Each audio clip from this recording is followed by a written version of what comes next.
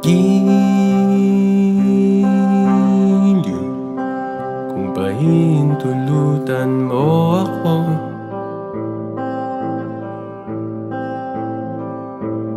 Ipagkakatiwala ko sana sa'yo ang puso ko.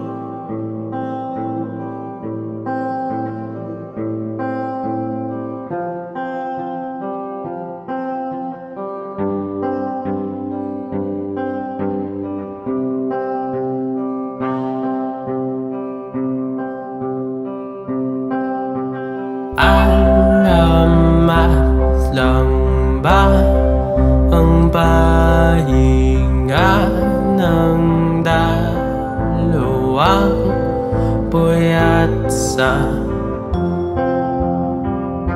pira-piraso?